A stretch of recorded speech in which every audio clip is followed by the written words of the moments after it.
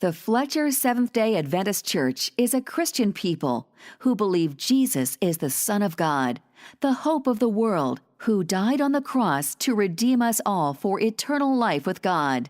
Our purpose is to lift Jesus up and love people in. Visit our website at www.fletchersda.org. And now be blessed by the Holy Spirit as you listen to a Bible message. The scripture reading today is found in Psalms chapter 73. God is indeed good to Israel, to those who have pure hearts, but I have nearly lost confidence. My faith was almost gone, because I was jealous of the proud. When I saw that things go well for the wicked, they do not suffer pain, they are strong and healthy. They do not suffer as other people do. They do not have the troubles that others have. And so they wear pride like a necklace and violence like a robe. Their hearts pour out evil, and their minds are busy with wicked schemes. They laugh at other people and speak of evil things. They are proud and make plans to oppress others. They speak of evil of God in heaven, and give arrogant orders to everyone on earth, so that even God's people turn to them and eagerly believe whatever they say. They say, God will not know, the Most High will not find out. That is what the wicked are like. They have plenty and are always getting more. It is for nothing then that I have kept myself pure and have not committed sin. God, oh, you have made me suffer all day long. Every morning you have punished me. If I had said such things, I would not be acting as one of your people. I tried to think this problem through, but it was too difficult for me. Until I went into your temple, then I understood what will happen to the wicked. You will put them in slippery places and make them fall into destruction. They are instantly drowned. They go down into the horrible end. They are like a dream that goes away in the morning. When you rouse yourself, O Lord, they disappear. When my thoughts were bitter and my feelings were hurt, I was as a stupid animal. I did not understand you. Yet I always stay close to you, and you hold me by the hand. You guide me with your instruction, and at the end you will receive me with your honor. What else do I have in heaven but you? Since I have you, what else could I want on earth? My mind and my body may grow weak, but God is my strength. He is all I ever need. Those who abandon you will certainly perish. You will destroy those who are unfaithful to you. But as for me, how wonderful to be near God, to find protection in the sovereign Lord, and to proclaim all that he has done. God, may the words of my mouth and the meditations of all of our hearts be pleasing in your sight. God, you are the rock that we stand on, and you are the Redeemer that rescues us when we've fallen off that rock. God, speak in this place. We love you because you first loved us, Jesus. We ask all of this in your name. Amen. So, Hiro Onoda was a Japanese soldier. And like all Japanese soldiers, he was trained to live off the land. He was trained to fight guerrilla war style. And any of you who have studied the Second World War realize how unique that is. The Japanese soldier was unlike anything else in modern history. You could throw them out in the desert, in the forest with zero food, and they would survive. They didn't need a platoon. You could shoot up their whole platoon.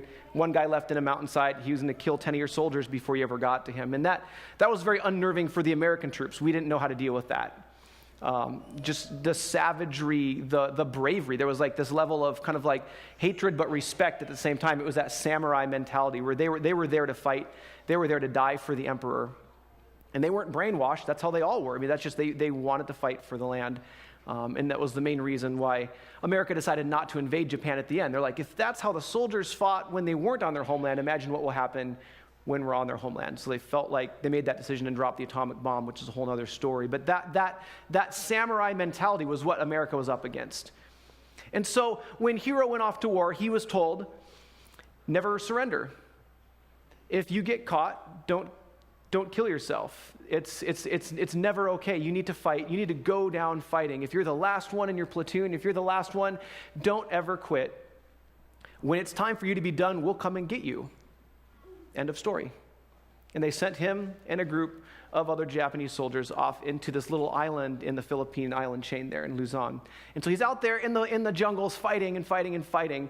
And they're part of a group that was doing espionage. And so they're burning rice fields and like tearing down telephone poles and, fighting with local citizens when they got in their way and just kind of like basically trying to cause chaos and disrupt life. That was their job.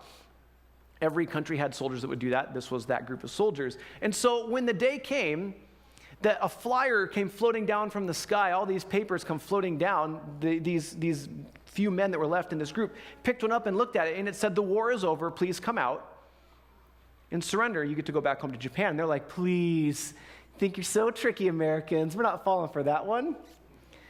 And they chuckled and threw that in the woods and ran back in the woods and continued fighting. This was 1945, so the war was in fact over. Oops.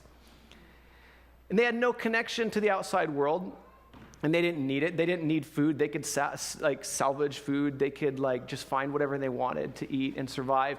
And so 1 year went by, and another year, and another year, and after a few years, another flyer comes floating back down. "Please, really, it's over, guys. The war is really over. This is not a trick.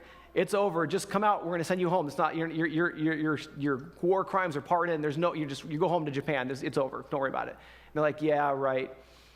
But it had been quiet, and there hadn't been a lot of fighting, and so a couple guys in the group were like, "Are you sure this isn't true? I mean, maybe it really is over. I mean, you sure?" And Hiro's like, No. They told me that when they were ready for me to come home, they'd come and get me. So I'm going to keep fighting. Over the years, another year. Some of the guys were shot. Some of them died. One of them decided to risk it and leave, and he surrendered himself and found out on his own that in fact it was true, and he's back in Japan. He's safe. Like, wow, wish I would have left earlier. I wasted all those years running around like some crazy Boy Scout in the woods.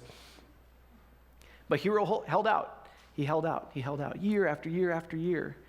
And so now people understood that this man was out there, like in this little island. They knew there were these Japanese soldiers still holding out. Like there would be these random occasions where someone burnt a rice paddy, burnt a rice field up. Or someone got in a gun battle with local police forces when they were trying to rob a local grocery store or something. And so they kind of got this sense, there's these guys out there. And so they would send search parties to try and catch them, say, "Listen, stop messing our lives up. It's over. The war's done. Just go home. It's done. You lost. Game over. Go hang out in Japan. Go burn their rice fields." But no one could catch them. They were just evasive. Even back in Japan, people knew that these soldiers were still out there. And they sent search parties. Ironically, one of those search parties got in a gun battle with this actual group, not knowing it was them, and killed one of them, which made the rogue soldiers think that the war was on even more, and they ran deeper into the jungle, right? They just could not catch a break. Year after year after year, 29 years later, after the war was over, they're still running around in the woods playing soldier. A Japanese college student, this young little hippie guy, I don't even remember his name. You can look this guy's story up online. It's fascinating.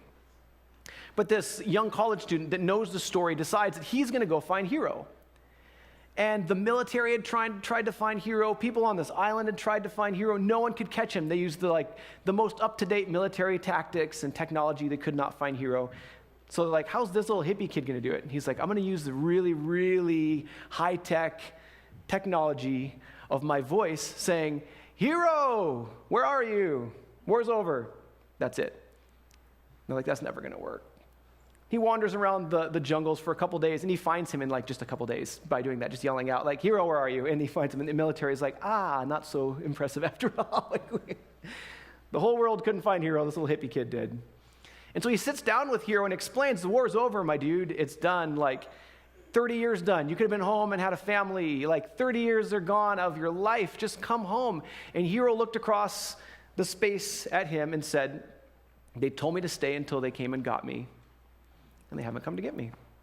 It's like, come on, man, seriously. He's like, yeah. He's like, you might be right. I'm not saying you're not.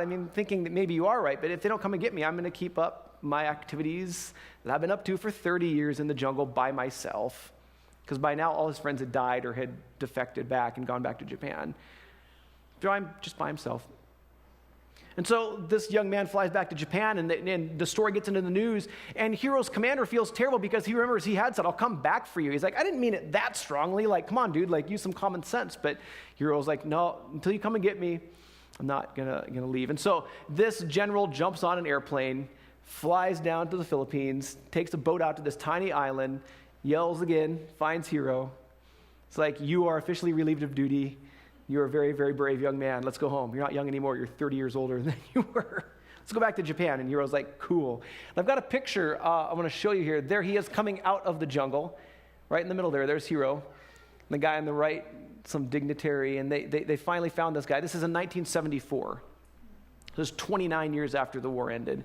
So almost 30 years after the war ended, Hiro comes out of the jungles and back into Japanese life.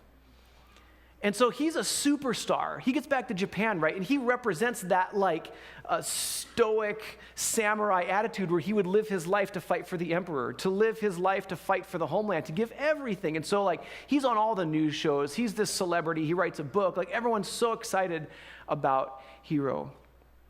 And they asked him this question. They said, Hiro, was it worth it? Like you wasted 30 years of your life. You wasted 30 years in the jungle. Like wouldn't you want those back? And he looked at the reporters and he said, I didn't waste those years. It's like I do that all over again because I love my emperor, I love my country, and I was there to do what needed to be done. I didn't waste those years. I don't regret it at all. And so Japan's like, yeah, he's so awesome. And he was just like so excited to be home, but just kind of celebrating that Japanese culture that he had sacrificed for. But as the days started to go by, he noticed that Japan was not the same anymore.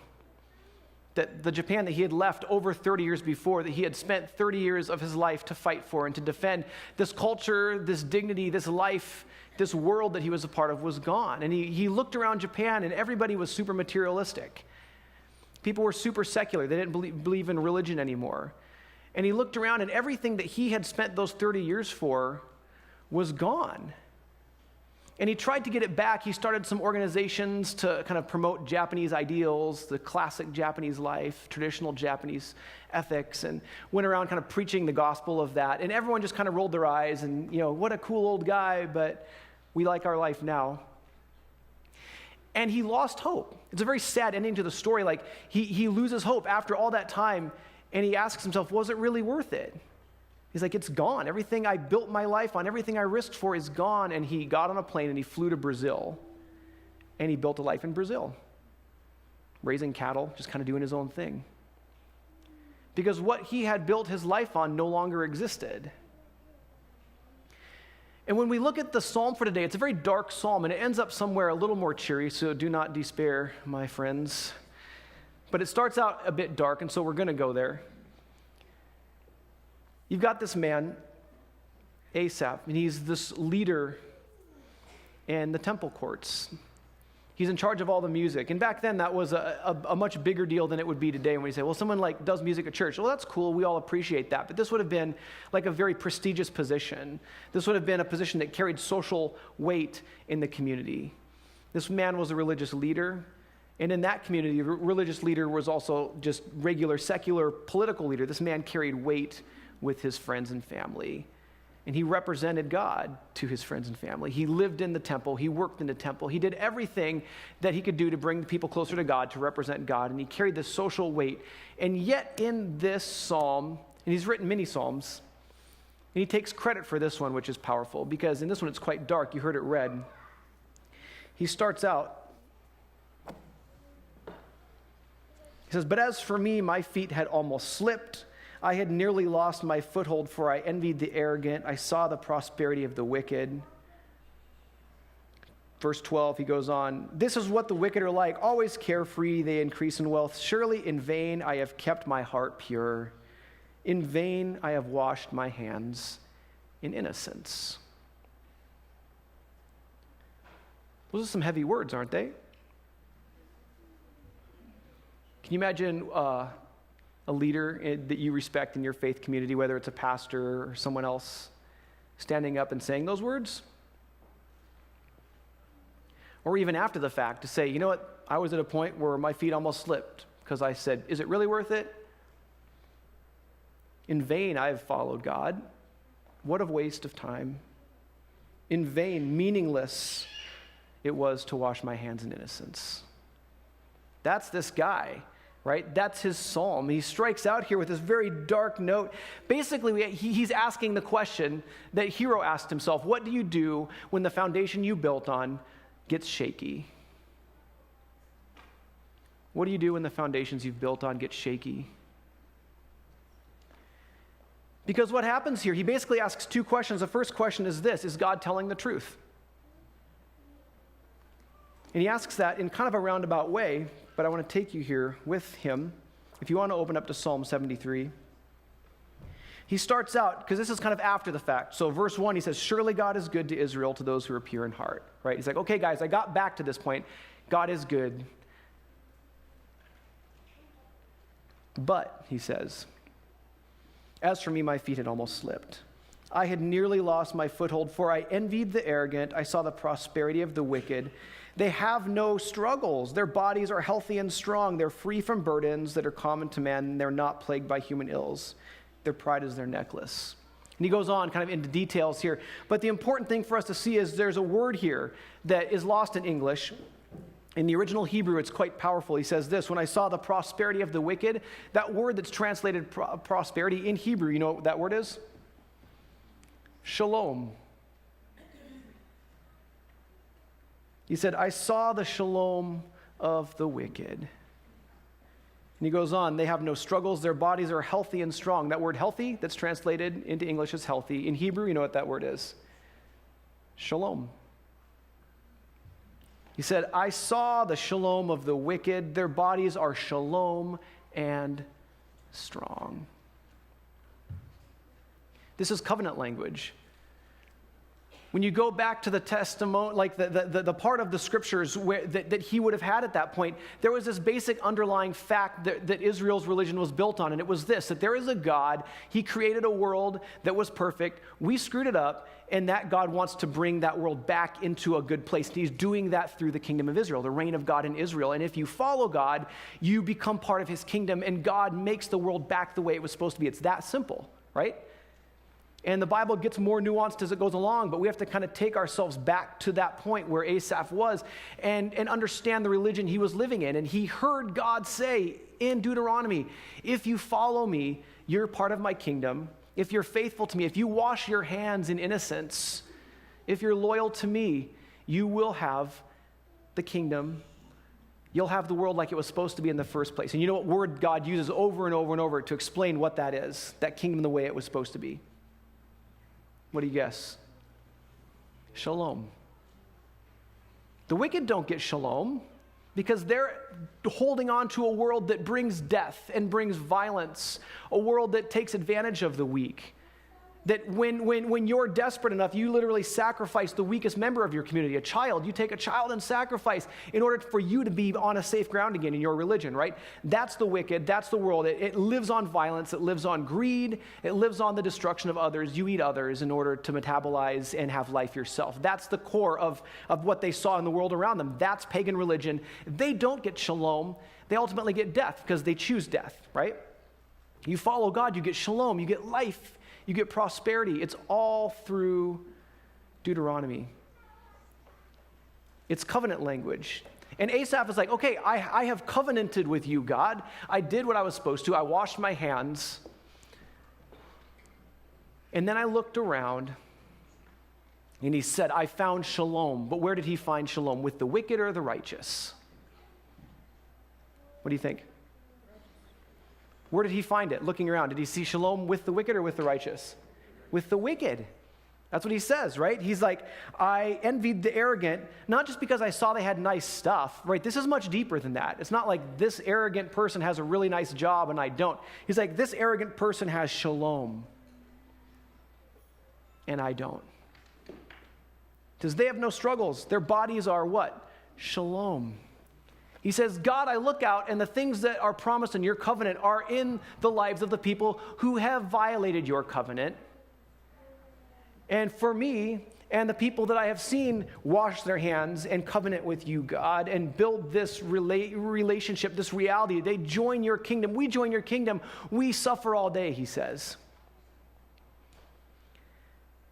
He's making some big declarations against God, isn't he? That I followed you to have shalom, and I don't have it. Those people did not follow you. They've rejected your kingdom, and they have shalom. What was the point, God? Are you even telling the truth? Because it doesn't look like you're telling the truth, God. Amen, says the worship leader. Like, can we get another worship leader? He's kind of a dumb guitar player anyway. Is God telling the truth? And it's easy for us from a distance to step back from that question and say, whoa, you're supposed to have faith, man. Like, good grief, of course bad things happen, but I mean, just believe. But it's an important question that many of us have faced. If you never face it, I'm grateful for you. I don't think that means you have weaker faith or have a lucky life. I don't know. Good for you. I'm glad, right? But if you haven't, I know that you know someone who has had that question. Is God even really telling the truth? Is there shalom? Is that the way it works? One of the most profound realities in our modern history that kind of captures that is the Holocaust. And any of you who have not read this book, Night by Elie Wiesel, anyone read this one? I know they teach it in high schools quite regularly now, which is important. Fascinating book. On the front it says, a slim volume of terrifying power. That's kind of the best way to explain it. It's worth reading. It's absolutely life-changing. And this man was a Jewish boy in Europe at the time of the Holocaust, and he's kind of caught up in this whole thing, and he's taken to Auschwitz with his father. And he's just a kid, man. And he watches what happens. And he's been brought up with his Jewish faith. He was not a secular Jew. This was a young man who grew up believing in the stories of Moses and Abraham and the covenant of God. And there in Auschwitz, he writes these words. And we can't rush past what this psalm says and kind of like write it off like, well, everyone struggles, unless we face things like this and realize how deep of a question, a valid question this really is. I'm just going to read this to you here. He says this, never shall I forget that night. This is his first night there. The first night in camp that turned my life into one long night 7 times sealed. Never shall I forget that smoke. Never shall I forget the small faces of the children whose bodies I saw transformed into smoke under a silent sky. Never shall I forget those flames that consumed my faith forever. Never shall I forget the nocturnal silence that deprived me for all eternity of the desire to live. Never shall I forget those moments that murdered my God and turned my soul and turned my dreams to ashes. Never shall I forget those things, even were I condemned to live as long as God himself. Never. And he struggled through his life to find meaning, and he found meaning in kind of bringing these stories back, and he was able to find a bit of redemption in his own soul and bringing what he had into other people's lives and helping them understand it. But he, in later life, writes these words. He's like, that murdered my God. And until we can kind of confront that reality face to face, I don't think we can understand the depth of what Asaph is saying here. He says, God, the God of kindness, how can you allow children to go through this and allow Nazi soldiers to have that power, to face no consequences? And as the war ended, the amount of Nazi soldiers that ever faced any consequences was almost non-existent. It was as if America was just happy to have it done. We're like, forget about it, whatever, no foul, we'll move on. And now there's a massive amount of people in the world now that even question if it even happened. They're like, that didn't happen. That's all hype, fake news. It just moved on. How can God allow that kind of suffering, he asks. And for people that were in the concentration camps, you had this massive divide. You had people, large groups of people like Elie Wiesel, who said, we can't believe it, not because we're bitter at God, we just don't get it. How can the God of a covenant, who says, if you follow me, you'll have shalom, let there be shalom, that a guard at Auschwitz can sleep at night with no guilt. And then when the whole war is over, go back to his family in Germany. There's no consequences, has his grandchildren, lives out his life. No consequences. And 6 million Jews can be eradicated in a few years. Children, old men, women. And that's what this man is feeling as he's looking out. He's not just greedy, like, oh, God, I wish I had some nicer stuff. And my friend who says these curse words has a nice TV, and I didn't say curse words, and I don't have a nice TV. It's not fair, right? Like, it's not that simple. What he's seeing is a very real question that many of us grapple with. And if we haven't other people have, and we'll never be able to communicate the hope of what we have to them until we even at least acknowledge that. That people face trauma in life, people face super unfair situations in life that have nothing to do with bad decisions they've made. And they say, if God is real, and I sure would like him to be, how can there be a covenant God in this universe that would allow that kind of suffering? And their feet slip, not because they don't love Jesus, but because they took Jesus' words so strongly for themselves that when they don't come through, they can't process that. Does that make sense? And that's where this man is at. Surely my feet had almost slipped. And he asks that, is God telling the truth? But the second thing he asks as well is this. He says basically, is it really worth it? Right?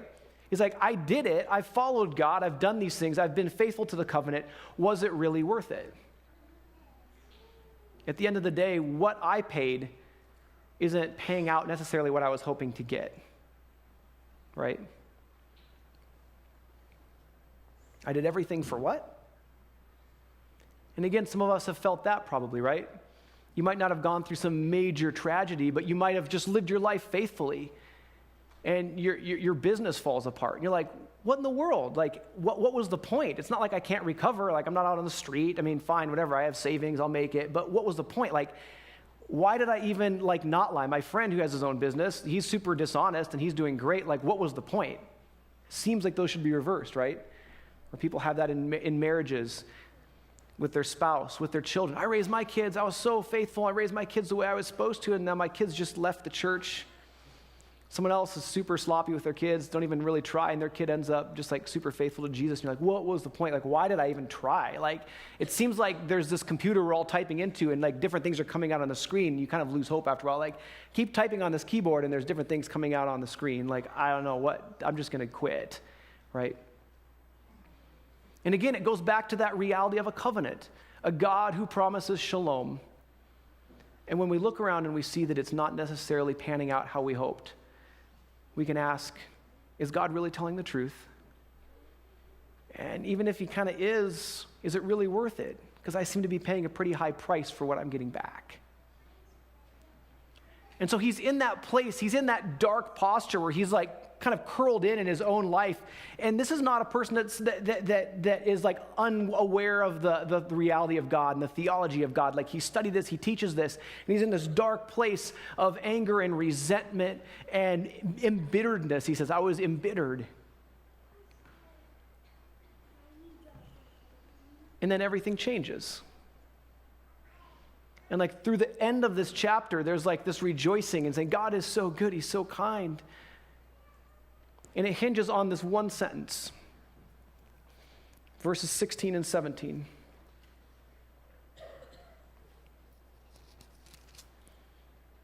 He says this, and it's just one long sentence, both verses. He says, when I tried to understand all of this, it was oppressive to me. Have you been there? When I tried to understand all of this, it was oppressive to me. Elie Wiesel, is it fair for him to say it was oppressive for him to understand it? I would hope we would all agree and say, yes, we wish you had more hope in your life, but we would never demand that of you because it's oppressive. And in your life, you might have experienced that. You try to unravel it. You try to understand it. You try to make sense of the senselessness of evil and suffering. And he says, it was oppressive of me until I entered the sanctuary of God.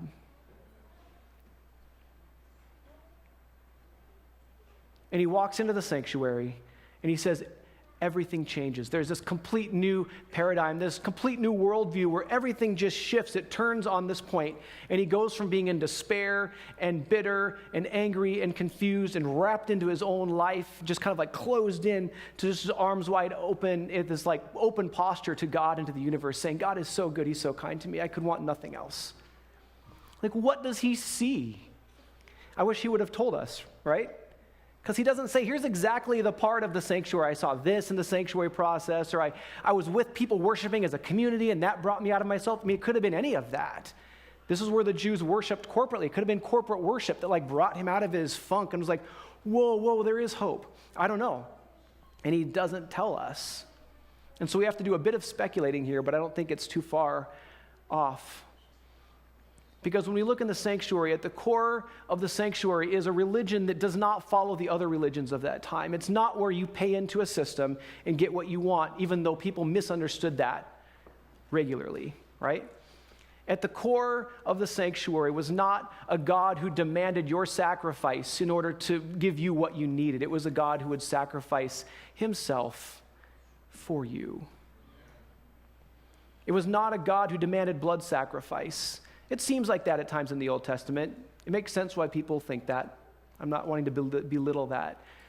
But as we follow the Bible through, especially as we get down to Jesus where he says, I'm the Lamb of God, we see suddenly very clearly in stark contrast to any other religion that's ever existed, a God who would pay the ultimate price. That he doesn't demand from you, he gives himself to have you. And so I imagine, like for us, and I don't know what that is for you, like looking in the sanctuary, for him what that was, what that is for you that brings you into God's presence. But for me, it's when I think about the cross.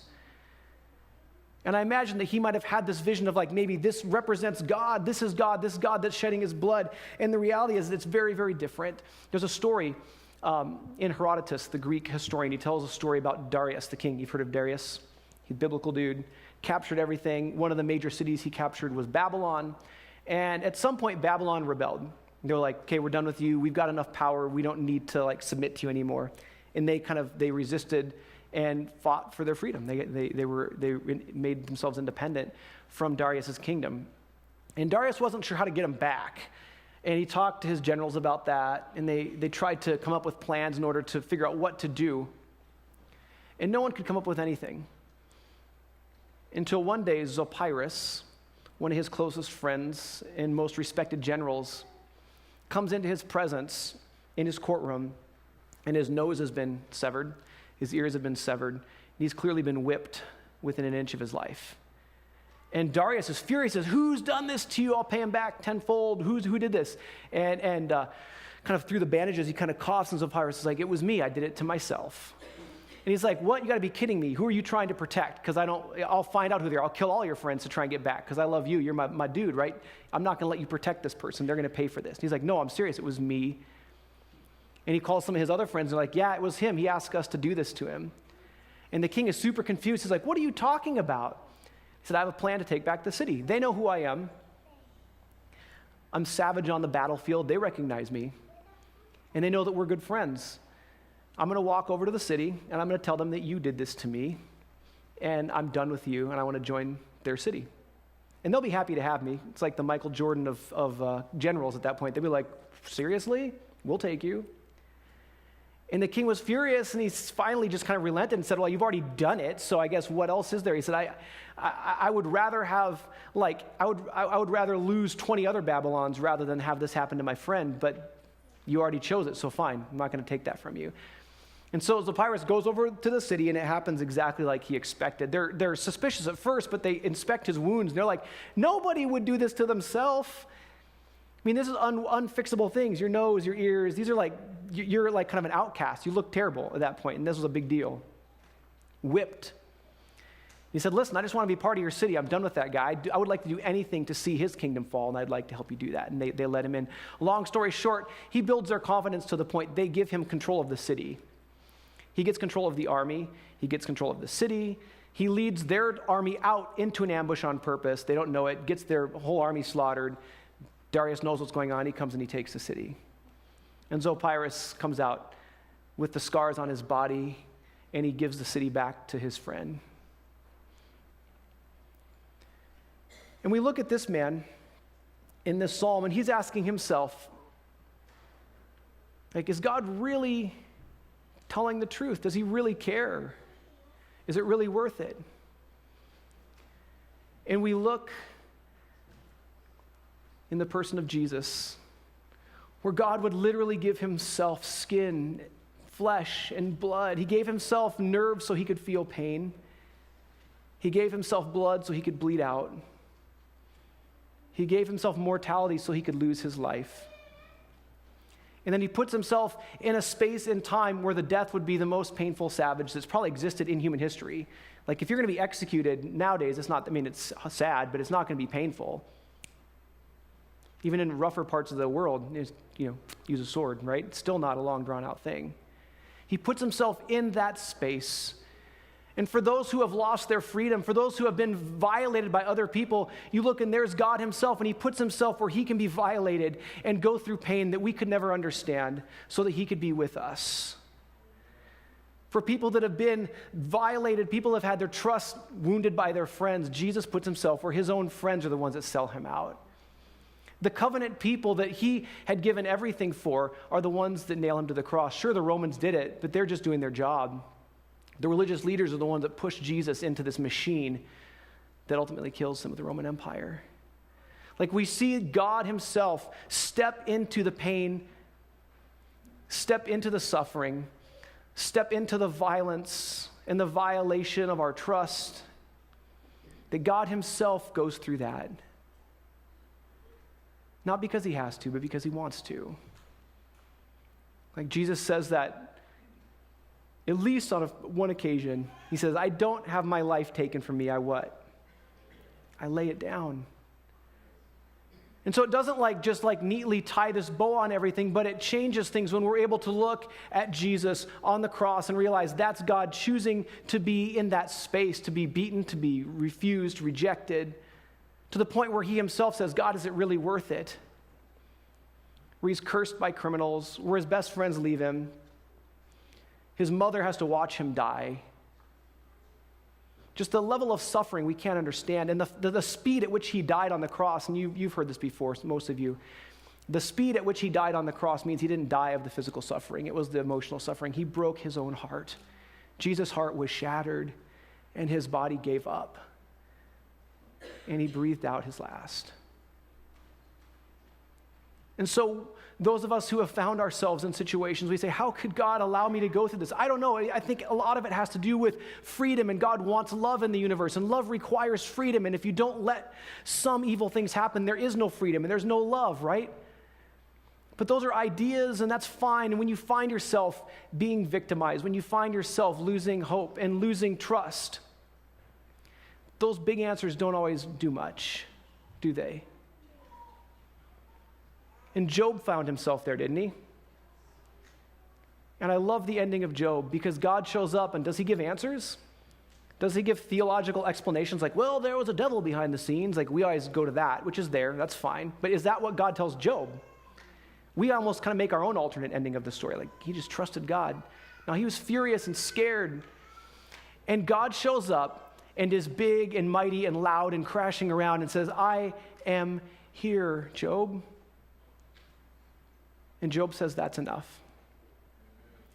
Job finds himself in the arms of God. He has none of his questions answered. And yet finding himself in the arms of God was enough. And Jesus, with his arms outstretched on the cross, giving up his life voluntarily into unimaginable suffering and pain and victimization, reaches into our lives where we have had those experiences and says, I'm with you. He doesn't expect you to think it's okay. He doesn't expect you to even explain it. Like Asaph is like, I tried to understand it. I could not understand it. There was no logical explanation. Evil and sin are irrational. And when we try to make them rational, we do a disservice to the whole reality of life, God himself and those of us who have suffered. It's not rational. Asaph says, I went into the sanctuary and I found a God who suffers, the Lamb of God.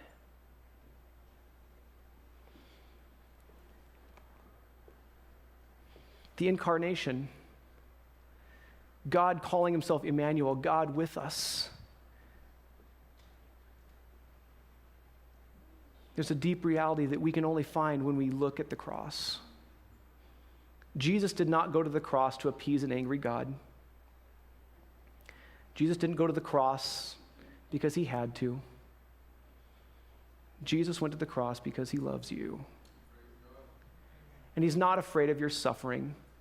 He doesn't demand you to be okay with your suffering and your loss and your grief. He would never demand that Elie Wiesel would find some big explanation like, well, God needed freedom, and so he needed the Holocaust. There is no way in my mind that God needed the Holocaust to show that he's loving. That makes no sense to me. It makes no sense.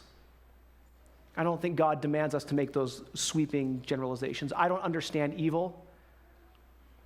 The Bible calls it the mystery of iniquity itself.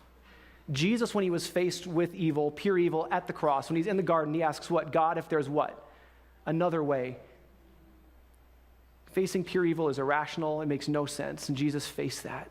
But he went through that so he could be with you in your suffering, to redeem your suffering, to walk with you through your suffering. Not to just explain away your suffering, but to be with you. And those of you who have gone through terrible experiences, when you find someone who went through that same thing, it's different, isn't it? They're not just talking over you like, oh, well, God is good. And, I had a hangnail once, so that's similar. I felt pain. You're like, yeah, thanks. Right now I'm having to manage your emotions, make you feel like you're special. Yeah, you're special too. You suffered like me. Like we were talking about, right? But when you find someone who had that thing done to them, just like you did, there's healing, isn't there?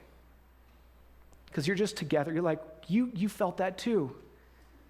Did you find answers? Not really, me neither. Well, here we are. And when we look into the eyes of God and realize that he's now capable of doing that same thing. You had things taken from you. He says, yeah, I did too. I get it. I don't have a lot of answers for it either. I don't know why that works that way. Evil is irrational. It's a mystery.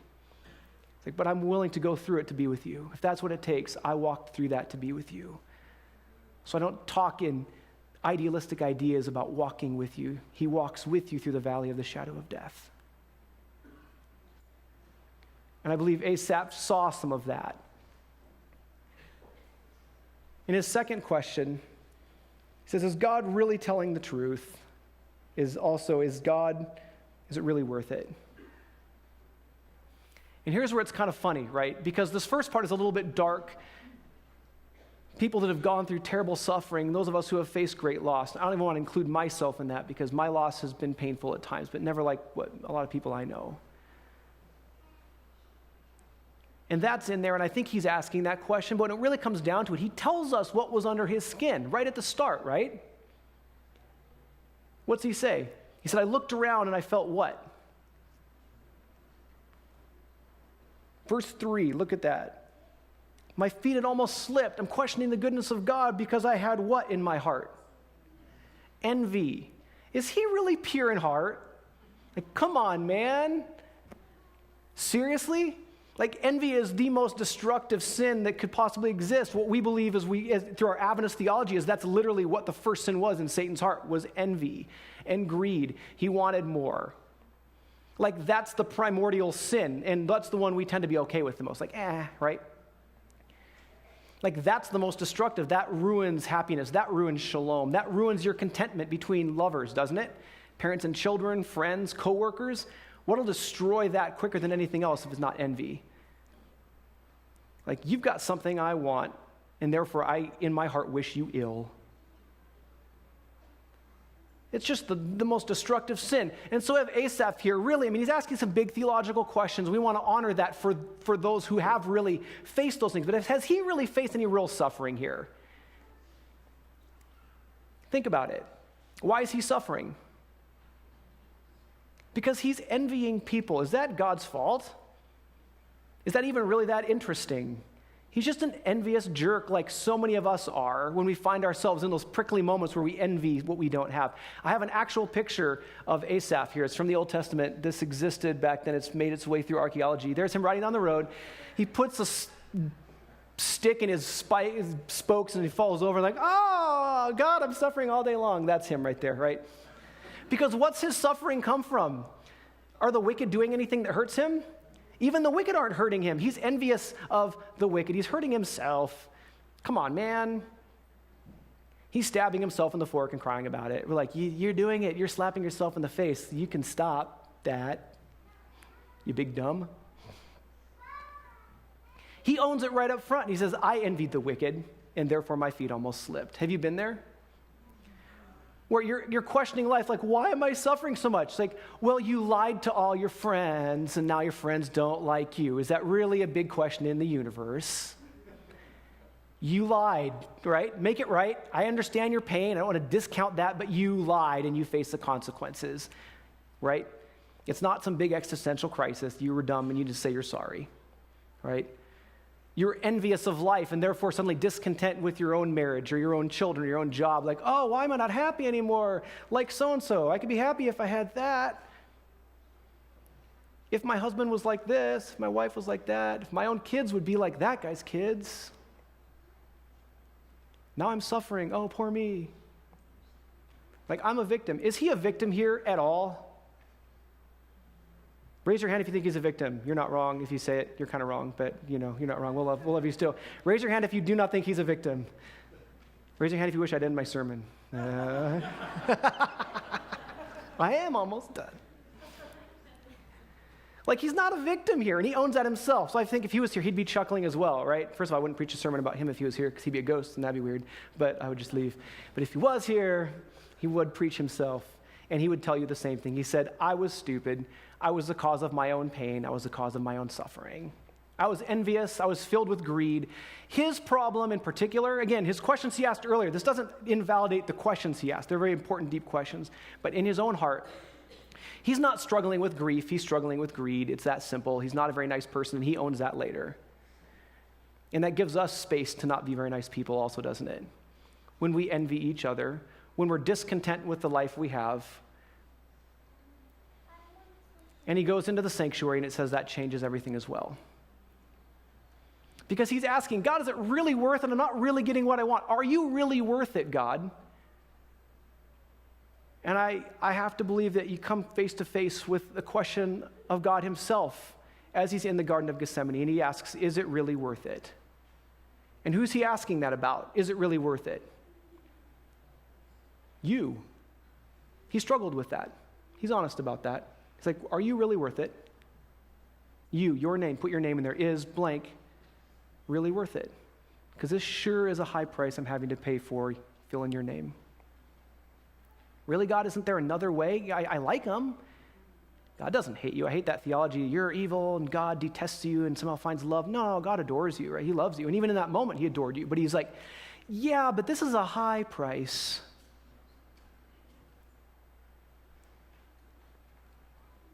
We look back at the story of Zopyrus as he offers the kingdom back to the king and says, I've done this for you. Would he ever question his love?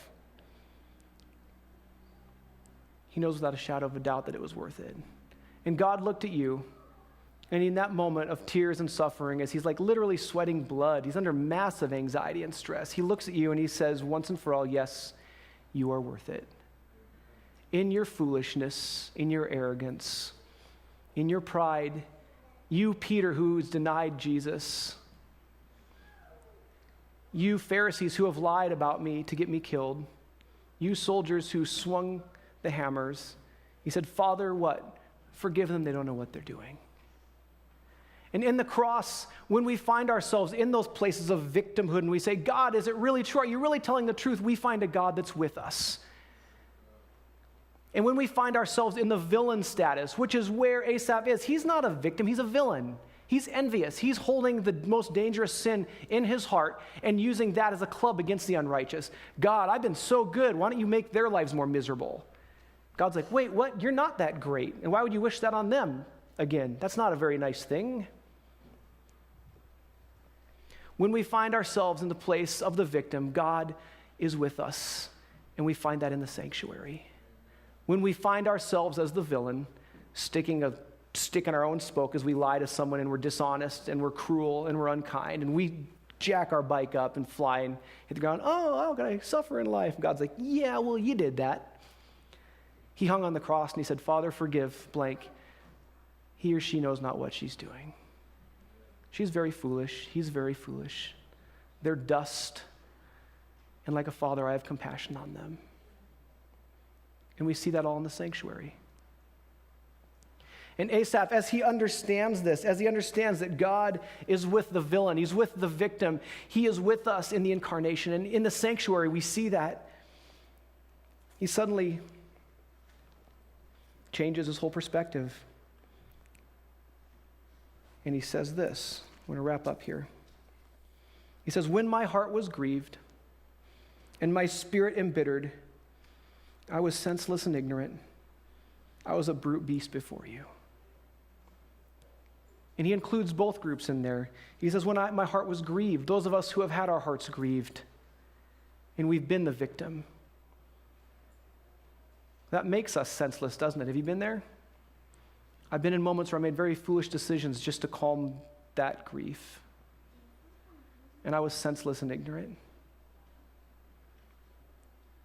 He says, when my spirit was embittered, those of us who are just kind of crashing our own bike because of our terrible decisions, and we're bitter and we're angry and we're senseless before God. He says, all of us, as victims, as villains, our hearts are closed by pain. And we're like brute beasts before God, he says. And he says, yet, I'm always with you. He finds himself in the presence of a God who would give everything to have him. The God who would hurt himself, damage himself, and walk out of the city to give you the new city back. As he brings back shalom, as we stand with him in the meantime, we realize that he is with us. We are always with him. And he goes on, he says, you hold me by my right hand. My prayer for you today is that if you find yourself in the position of the victim and your heart is closed and cold and scared and angry, to realize that's okay. God is ever with you, and he holds you by your right hand. And in your ignorance, in your senselessness, as you rage around like some wild animal that can't understand what's happening to it, he holds you by your right hand. And if you find yourself as the villain, and you're feeling pain, and it might be from some very, very foolish things you did, and it starts to dawn on you, and you're like, you're senseless and ignorant, and you're suffering, that God is ever with you, and he holds you by your right hand. May you go into the sanctuary and find sanctuary in that God. May you say with Asaph, whom have I in heaven but you? The earth has nothing I desire beside you. My flesh and heart may fail. He says, yeah, it still might fail, God, but God is the strength of my heart, my portion forever. Those who are far from you will perish, whether from being the victim or the villain. He says, you destroy those who are unfaithful to you, but as for me, whether I'm the villain or the victim, he says it's good for me to be near God, to rest in the God who would sacrifice everything to give you that city back, whether you lost it because you were the villain or the victim. It's offered to you because of his sacrifice. I've made the Lord my refuge, my sanctuary, that word would be. I will tell of all your deeds. May these be the words of your heart. God, abide with me. In my victimhood, in my villainness, God, abide with me. Hold me by my right hand. In my ignorance and my senselessness, hold me by my right hand, because it is good for me to be with you, Jesus. Abide with me. God, we thank you that you do abide with us, that you paid such a high price to be with us in our pain, to be with us in our suffering, to be with us in our stupidity. And God, that you adore us. May we all in this place find sanctuary in you, Jesus. May our hearts be calmed. May our wild, frantic grasping to find answers and hope and understanding and make excuses for ourselves, God, may those all be silenced, and may we rest in your great love for us, Jesus. We do love you, God, but we only love you because you first loved us. It's that great of a gift, Jesus. And may your love call out love in our hearts today. Abide with us, Jesus. Abide with us. Amen. We trust your relationship with God has been strengthened from what you have heard today. Please visit our website at www.fletchersda.org. May God give you his peace and joy.